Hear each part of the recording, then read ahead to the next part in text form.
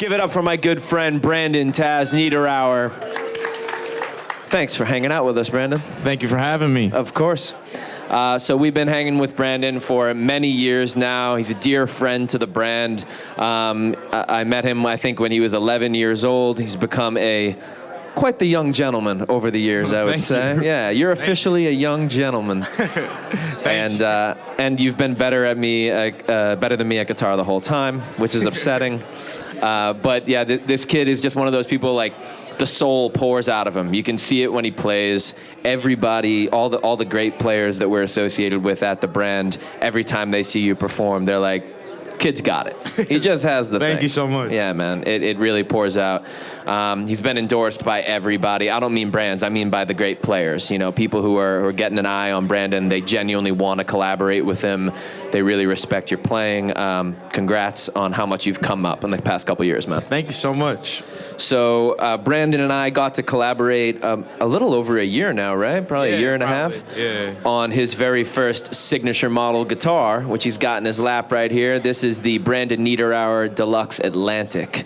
So it's part of our solid body collection, one of 4 shapes that came out 2 years ago. And Brandon was the first artist model in the solid body collection. So he's got a custom Atlantic. It's that single cutaway, really nice thin body frame on there, super comfy single cutaway solid body.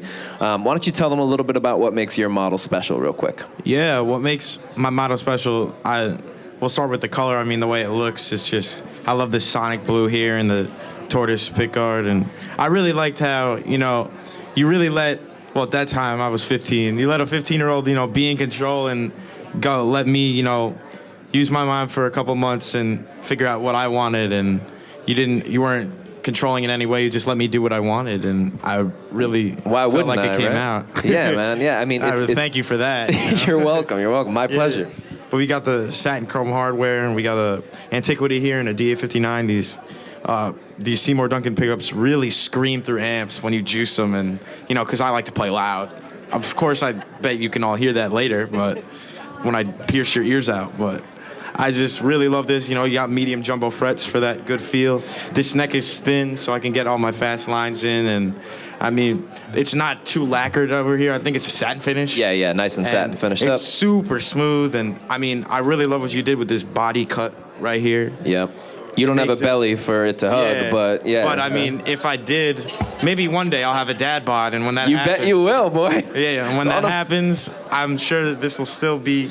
my main arsenal. I play this guitar every single day, and I will always play every single day because it's my favorite guitar in the world for me, and it just fits me, and I'm so happy. I mean, this was literally the first prototype, and it came out, and it was perfect, and I remember that day. I was like, did we do it? You're like, I think we did it. Yeah, it was a magical day for me. It was definitely a moment in time, like, you guys were definitely one of the first, if not the first companies to believe in me as like an 11-year-old, and I'm super thankful for you guys bringing me out and having me do my thing on stage every year. And yeah, I can't wait to a long relationship. So thank you. Man, us too. Easy to believe in you.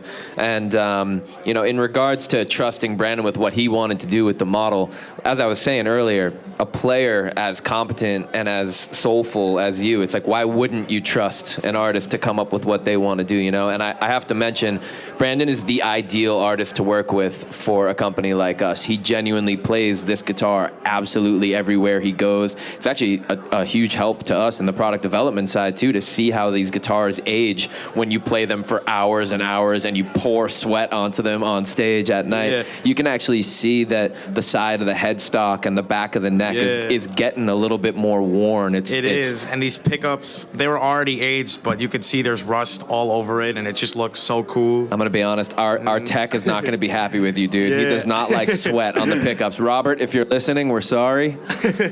I mean, there's some wear here, there's some buckle rash, but that's what the guitars like to be loved. Yeah, man, that's what it's about. Yeah. They sound better once you put a little sweat into them. Yeah, this might be the most played in D'Angelico I've ever seen. It's definitely up there for me. And I've done a bunch of stuff to this guitar. I had to refret it because I played it so much, literally every night in sweaty bars and sometimes arenas. And yeah, man. I mean, it's so versatile between these 3 switches here and going through the different pickup selections and having your tone knobs here. Yep. And it's just such a versatile instrument that I use in the studio every time I go in the studio. And I mean, you can get some screaming Les Paul tones, and you can get all the goodness and I mean, it's really just such an instrument that I want to use for the rest of my career, man. So we'll let Brandon illustrate what this guitar sounds like in a second, but I should mention that, you know, one of the things we do on a lot of models to make them more versatile is we'll throw coil splitting tone knobs in there so that you can do the humbucker thing and the single coil thing. And when I asked Brandon if he wanted to do the single coil thing, he's like, nah. Just humbuckers for me, man. No, I mean, it was just, I wanted something not only that had some futuristic elements in it, but also was familiar with the guitars from the 50s and 60s, which I fell in love with.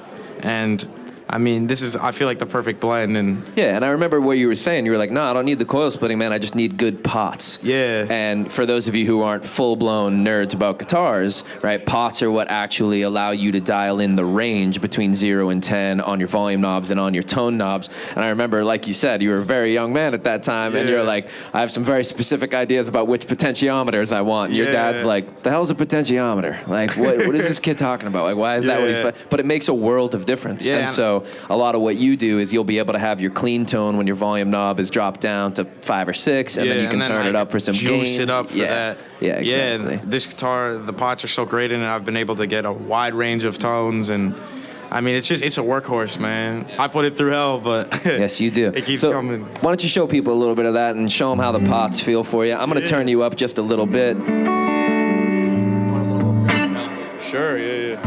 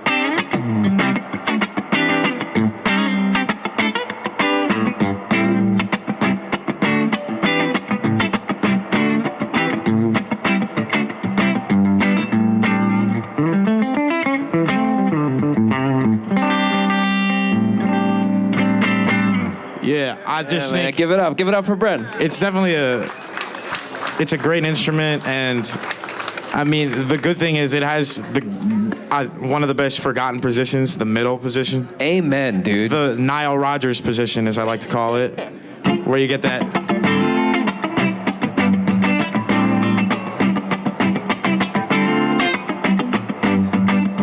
And when I go into the studio with a lot of artists, that's the position I usually use, because they want that, you know, like, pop rocky kind of thing. Yeah, that articulate thing. Yeah, and I mean, this guitar, when you go down or up, you know, that's the rock position, as I like to call it. And I mean, you can get some juicy tones down here.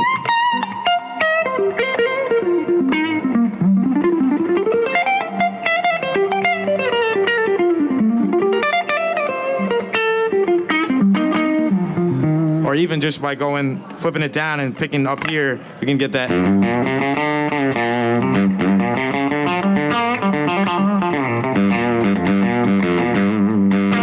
And that's without pedals on the floor or anything like that. Exactly. And when you add those into the equation, that's when it's just And so that's the thing, man. When you were talking about those quality parts and getting the right pots in there, I mean, you guys just heard it, but you can see how versatile, how huge that range of tones is, and that's just by dialing in what you want on your knobs and using your right hand a little bit differently, you know? Let's talk about the speediness with which you play. The speediness. The speediness, also known as speed. The horsepower. The horsepower. But, I mean, what's your technique for flying around the fingerboard? I mean, every time I see you, you're working 2 more notes in. I mean, you know? The easy secret about it is just, I used to do these warm-ups every day where I was just like, just this, and up the neck until I got it to there, up and down, and sometimes doing it without the pick and all that, and I just started trying to go faster and just practicing in my room for hours. And are you anchored on your right hand? Usually. Kinda. Kinda-ish. Yeah. It all depends on the player. It also depends on how you hold the pick. 'Cause some people hold the pick like this. I don't know how they do that, but Oh yeah, I've seen that. I've Yeah, seen it that. just looks like somebody has just like a people hold broken it- hand. Yeah. They got like all cartilage sometimes, and then sometimes you got the complete down pickers. I'm somewhere in between. And you're using a really thick pick too, right? Yeah, it's a 1.5. Oh, okay, yeah. And Dunlop pick, and yeah, it just felt good. I just picked up a bunch of ones, and I picked pretty hard. You could tell I played pretty ferociously, and I'm like banging on it, you know. Hence the name. No, we got you. And the pick just doesn't break, so that's just what I like. Hey man, got to prioritize things that don't leave you, you know? True. All right, so before you play us off, before you show us just a little bit more, why don't you tell us what you have coming up, shows-wise and projects-wise? Yeah, coming up, you can go to tazguitar.com to see all the shows that we got. And I got a show here at 5, actually, and one at the Hilton at 7.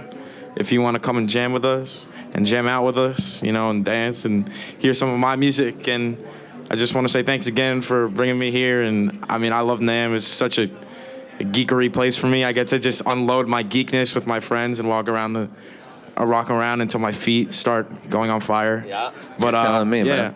And just quick thanks to everybody out there, because we know that, and all the dealers and everybody, we all know that, and all the companies know that we would not be able to do this if it wasn't for you guys out there. And we fully appreciate all of you guys. So just give yourself A round of applause for yourself. Man. Yeah, absolutely. Yeah. Good call.